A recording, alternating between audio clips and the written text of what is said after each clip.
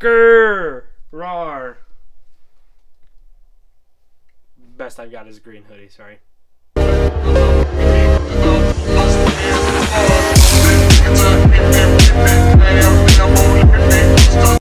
Hey pals, my name is Blaine and you're watching Blaine's World of Reviews. Today we're continuing on with our MCU series in release order with 2008's The Incredible Hulk. Now, just like with the previous video, this video will contain spoilers for The Incredible Hulk, so if you haven't gotten a chance to watch this movie, or if it's been a while since you last watched it, I do recommend going and rewatching it and coming back to watch this video. But if you don't care about spoilers, or if you've seen it recently, we are going to go in depth on this movie. So without any further ado, let's get started. So this movie follows Edward Norton as Bruce Banner, or the Hulk, who's on the run from the military after a science experiment goes wrong with some gamma radiation that turns him into the Hulk.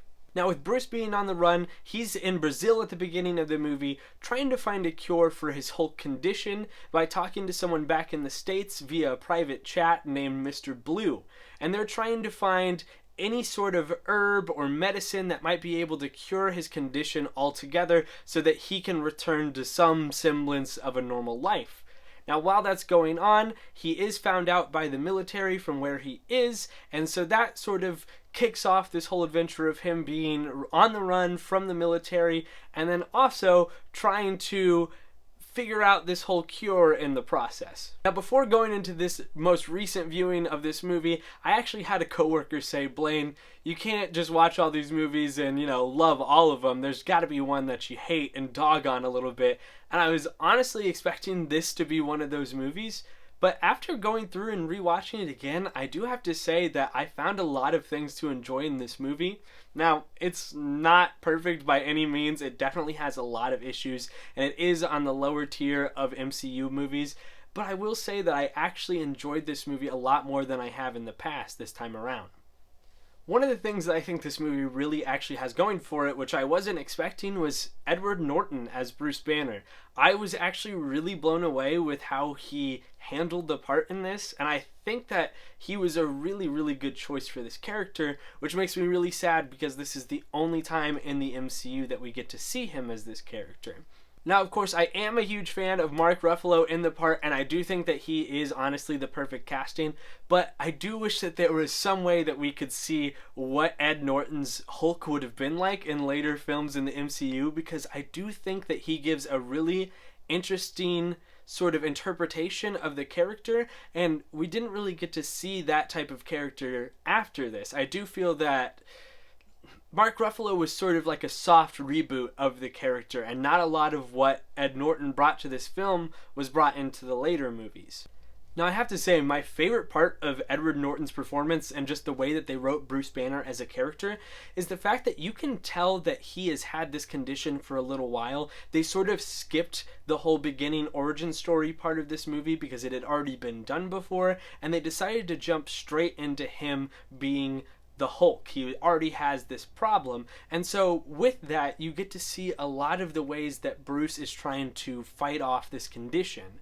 Whether that be through the breathing techniques that he learns while he's in Brazil, or the Fitbit watch that he keeps on his arm in order to make sure that his heart rate doesn't hit a certain point, you can see at so many different points of this movie the character doing everything that he can to keep this darker half of himself at bay, and I found that really interesting, and I wish that certain gimmicks and certain parts of that were carried over into the later films, because I do like seeing how much he really cares about not hurting people and how much he's trying his best to keep all of this at bay while he finds a cure.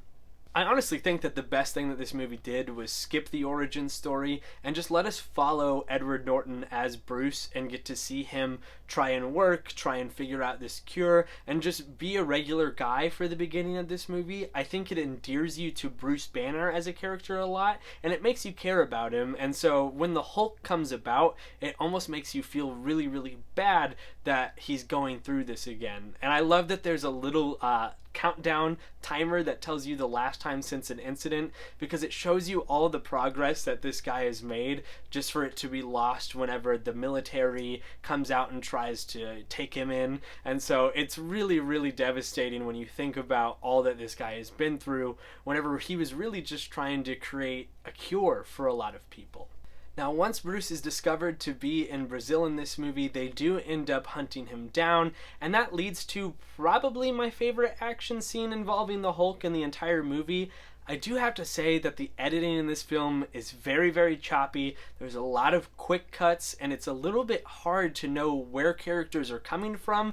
I do think that sometimes characters just kind of appear into the screen and then disappear with no real reason, and so the blocking and sort of the camera work can make it a little bit confusing, but this scene I think works as well as it does because the Hulk is kind of kept in the shadows. Now, I know that it might sound a little weird for me to say that my favorite action scene in the movie is whenever the Hulk is barely visible for most of it, but I do think it makes him really scary whenever this giant force of nature is showing up to beat the crap out of these guys, and it's extra scary when you put yourself in the mindset of these guys going in to find Bruce, because Ross has told them nothing about the fact that he's going to turn into the Hulk, so they just see this little unassuming dude, and then all of a sudden this green rage monster comes out of nowhere. And not only that, but there's also the dudes from the plant that Bruce worked at who are trying to beat him up as well, and they have no clue what they're getting themselves into. And so you, as an audience member, are the only one that knows what's about to happen, and I think it makes it so much more satisfying, because once he shows up as the Hulk and you see the reactions to him, you're like, yeah, you're in for some shit now. Now, after the Hulk is found out in this scene, you do get a little bit more time to get to know Blonsky, who is sort of the villain of this movie. And I say sort of only because after watching She-Hulk, I do think that this villain is more of a villain by happenstance. He's someone who's hired to take out somebody who he thinks is a terrorist, and then by the end of the movie, he ends up being a little bit different, which we will get to eventually. But I do think in the beginning of this movie, his intentions are noble in the fact that he thinks that what he's doing is for the good of the country, and then by the end of it he does get a lot more skewed, but I do think for the first 2/3 of this movie he's a really intriguing antagonist for Bruce Banner.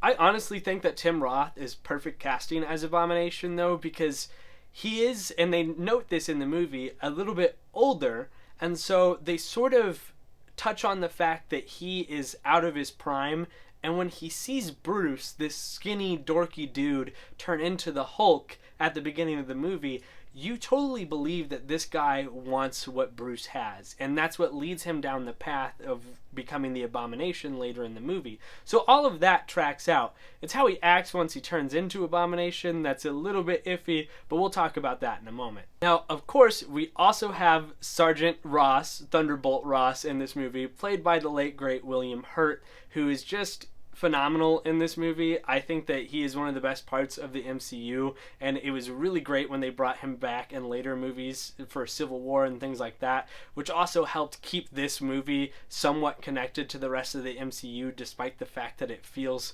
so outside of it at certain points. Now, one of the most engaging parts about Thunderbolt Ross as a character is he really thinks of Bruce not as a person, but as a weapon.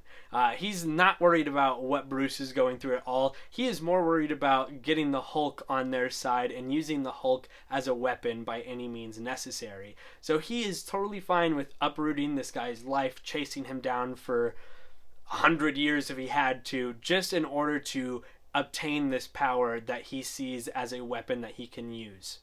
Now, you also have Liv Tyler in this movie as Betty Ross, and I do have to say, out of all the performances in the movie that I ended up enjoying that I wasn't expecting to enjoy, I wasn't a big fan of her performance in this movie. Now, I will say the main issue that I have with Betty as a character has nothing to do with the performance and more so to do with the writing, but I really don't think that they had a clear picture of what they wanted for Betty to do in this movie, and I think that that's honestly evident by the fact that they never used this character again, aside from a brief appearance in What If.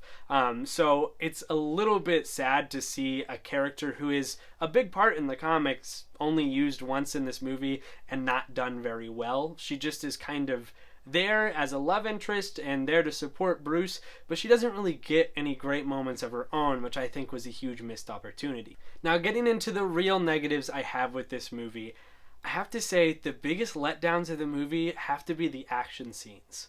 I'm not sure if it was budget or, different restrictions that they might have had at the time with this being an early film in the MCU, but a lot of these action scenes are either really choppy or they take place in a setting that's really not that interesting. A great example of this is the second fight in the movie with the Hulk. Whenever they're at the university where Bruce was employed, they just kind of are in a big open grass area with a few tanks and some guns and some interesting, weapons, but there's not really anything done with that. It just felt like they needed another action scene at the midway point of the movie, but they don't really do much with it, and there are so many cuts in the movie, it's kind of hard to follow at a certain point, and it follows that sort of 2000 style of quick cut editing that really just makes your head hurt after watching it for a while. Now, that's not to say that there aren't cool things that happen in these action scenes. Of course, you get some cool moments like the Hulk tearing apart cars and using them as fists. Of course, all that stuff is cool to see on screen, but the CGI does kind of let it down as well. There are certain sections where it looks honestly pretty good for a movie in 2008, but then there are other scenes where you can tell it's super dated and they just couldn't do what they really wanted to. Now, the reason that this is such a big issue for me is the fact that this movie is called The Incredible Hulk, and the scenes that involve the Hulk are usually not that interesting. I feel like they are just tacked on action scenes that are there because it's a Hulk movie, but they never really do anything that inventive with them, and so they just feel like filler in order to, keep people interested in the film, and that shouldn't be what the action scenes are there for. Now, once you roll around to the third act of this movie, you have Tim Blake Nelson's character, who we learn is Mr. Blue, who Bruce has been communicating with this whole time, and he thinks that he has found a cure for Bruce's condition. And so you find out that he has this entire room full of Bruce's blood, and I kid you not, this does not show up again in the movie at all. This has to be my least favorite part of the movie because you have Thunderbolt Ross, who wants to turn Bruce into a weapon, and he shows up in this laboratory that has a ton of Bruce's blood, and then he comes up to Bruce and is like, if you took this weapon from me, I'm going to put you in a hole for the... You don't need Bruce anymore. You don't. You have a room full of his blood that has the gamma radiation in it to make as many Hulks as you want to. They never address that again. They don't destroy it. It's all just there. And I was just like, what are we doing here? Like, how did the writers forget that this was in the movie? And it didn't need to be there. So I thought it was really bizarre that they just kind of forgot that this was all there. Now, the only thing I can think is maybe they were hoping to do a sequel with Tim Blake Nelson as the leader in it, which is obviously teased in this movie, but that never went anywhere, and so now it really is just a big plot hole. And I've heard that Tim Blake Nelson might come back as the leader, but I doubt that they're going to bring back all of the Hulk blood that he had stored in this movie. I feel like that's a bit of a stretch for people to remember. Now, another weird thing that they kind of shoehorn into the end of the plot is they have Tim Blake Nelson try to cure Bruce, and it seems to have worked at least a little bit, but it doesn't last whatsoever. By the time Blonsky is tearing things up as Abomination, Bruce just jumps out of the plane, turns into the Hulk, as you know he's going to, and then they get into the big third act CGI battle. So, there's not a lot of stakes around that, and so it feels like there was just a lot of filler around that moment of the film where that really didn't need to be there. While we're on the topic of Abomination, this has to be the biggest letdown of the movie for me. I like Abomination as a character in later projects like in She-Hulk, but in this movie, he's just evil for no reason. I think it's totally believable that Blonsky wants Bruce's power. All of that totally makes sense. It's what he does once he has that power that is just really confusing to me. They really just made Abomination evil out of nowhere. He goes from a dude who wants to apprehend this guy because he thinks he's some sort of bioterrorist to becoming evil and attacking the city. And it's not like how Bruce turns into the Hulk and isn't in control. There are several moments where Blonsky is Abomination and he speaks and he's aware of who people are, and so it's fully believable that that's him under there, but he's just attacking random people all of a sudden. Now, you could say that he's trying to draw the Hulk out, but I just don't buy that for this character. It was just a really, really weird change, and it feels like kind of what they did in the first Iron Man movie, where they needed a villain for the final battle. They wanted this big CGI fight at the end, and so they just kind of made him evil with no reason at all. And I gotta say, the final fight of this movie, it's fine. It's not great. I mean, you have these two guys in Harlem around all of these giant buildings, and maybe they get thrown through one once. Like, there's not a lot done with the setting. Like I said earlier, they set up these action scenes, but then they don't really do much with it. And my thought is that it could have been a budgetary restriction. That totally makes sense, but I just wish that either the studio or the people behind the film would have given a little bit more into these action scenes, because they really are the reason a lot of people show up for these movies, and I do feel that they're just okay in this. Now, a positive about this final fight, and one that I think is actually really good, and I wish that a lot of movies followed in the Marvel Cinematic Universe, is the fact that the Hulk decides not to kill Abomination. This leaves the door open for him to come back later, which of course he did in She-Hulk. I think that in most cases it's great for the hero not to kill the villain unless it totally fits in with the plot, because then you leave the door open for a lot more adventures to come, and that's why they don't do it very often in the comics unless there's a big, huge reason to do so. So overall, I do enjoy this movie. It's good, but I would struggle to say anything better than that. There are definitely too many issues holding this movie back from being great, but I am surprised to even be saying that I thought it was good, considering I went into it fully expecting to despise it, because in previous viewings I haven't loved it very much. I will say that this film is not essential viewing whenever you're watching the MCU. It doesn't have a lot of weight when it comes to the future of the MCU, and I think that might be also because this movie was filmed by Universal, and so it was kind of loosely tied into the whole MCU idea, and the main MCU threads that are in it are just one little post-credit scene with Tony Stark and a couple mentions of S.H.I.E.L.D. in a couple spots, but there really isn't a lot that ties this into the rest of the MCU. So if you think that you're gonna hate this movie, I do recommend going back to rewatch it, but if this is one that you've watched 100 times and it hasn't gotten better any time, I doubt that I'm gonna change your opinion on it very much. Now, I know it sounds like I've been nitpicking a lot, but it is just the fact that I did enjoy big chunks of this movie, and so I wish that it was all on the same level of quality as certain parts of the script are. So I don't want to sound like I completely hate this movie, which is honestly what I went into this movie expecting to do, but there are just a lot of issues that are holding it back from being a great MCU watch, and it does keep it towards the bottom rung of the ladder in terms of MCU films. So as far as The Incredible Hulk goes, I'd say that this movie is a 6 out of 10. It's got some great story beats, some good performances, but it also has some choppy action scenes and some weird writing decisions that hold it back from being a great MCU watch. I think it's just above being, a 5 out of 10 middle of the road movie. I do think it has enough going for it to make it an entertaining watch, but I do wish that this movie would have gotten another pass or maybe a little bit more of a budget in order for it to be everything that it could have been. So now that you guys have heard my opinions on the movie, I would love to hear what you guys are thinking down in those comments below. Please feel free to let me know if you think I'm full of shit and that this movie is a 0 out of 10, or if you love this movie, please tell me what you love about it. I would love to hear what you guys are thinking.